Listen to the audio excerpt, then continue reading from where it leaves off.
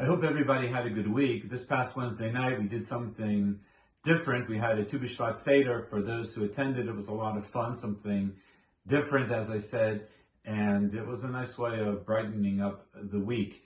Anyway, I'd like to take just a moment to give you an update. I know not everyone is getting to shul, obviously, and where we're at. It's legal now to be inside, and believe it or not, we have made our way inside sporadically. The first minyan in the morning during the week is inside regularly. It's a very small group and it works better based on the time and the elements. The second minyan, depending on the weather, inside, outside. Last Shabbos, the second minyan, 8:40, was inside because of, again, the elements. So we're testing the waters, if you will, and we're trying to be very careful, but that's the update. And God willing, as things continue to improve, maybe we'll be able to be more inside than outside, and who knows when that final transition will come. We also realize that Purim is around the corner. We're already thinking about how to make sure everyone can hear the Megillah in a safe way. So stay tuned for those details. We are trying our best. Parshas Beshalach. So the highlight obviously is Kriyas Yamsuf, crossing the Red Sea, the Shira. It's something that is really a cornerstone of faith, that we understand that Hashem revealed himself at that moment when all hope seemed lost and the Egyptians were in hot pursuit, and the miracle takes place, the sea splits, and we're saved, and the enemy drowns in the sea. And we have the Shira, which we recite every day. There's a beautiful vort. It's really based on a Rashi, a Mechilta, and it really speaks to what the Jewish mission individually, collectively as a generation is all about. Famous pasuk, we say, Zeh keli v'anveyu. This is my God, and I will glorify him. So the emphasis is on me. This is my God, and I, the capital I, will glorify him. Then the very next phrase, Elokei ovi v'aromemenu. We shift the focus from ourselves, myself, to the God of my father, and I will exalt him. So Rashi brings in so many words from the Mechilta that we have to strike the delicate balance.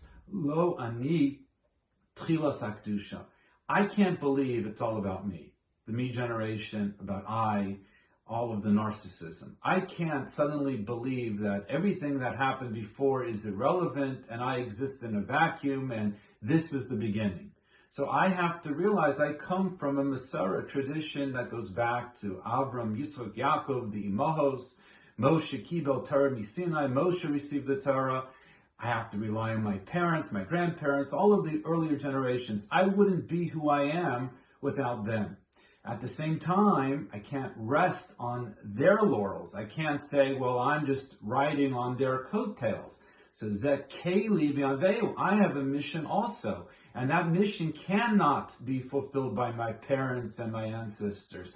I have to realize what's expected from me. But if I only focus on myself as we began, then that leads to a negation, a rejection of all of the good that was before. So really, in a nutshell, what that means is that, as we said, the delicate balance, that I can't rely on others exclusively. On the other hand, I can't go to the other extreme and think that it's all about me. And it's not so easy to find that balance, because once I accept the mission, there is that tendency to become self-absorbed and self-important and self-aggrandizing, etc. On the other hand, if I don't have any emphasis on myself and I just pay tribute to others, so then I can coast and I don't feel that I have to step up.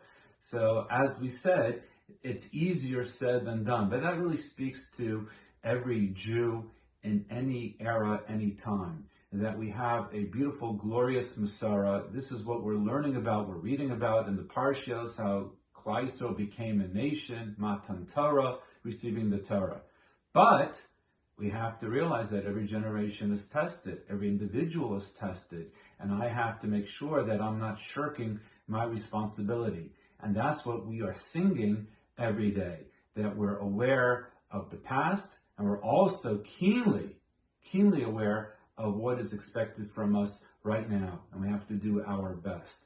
So that's an important message to always hold on to. Wish everyone well, stay dry. We'll see what happens tomorrow. I think it's supposed to be a nice day, but we might be inside, we might be outside. We're playing it by ear. The key is to remain safe. Have a wonderful Shabbos.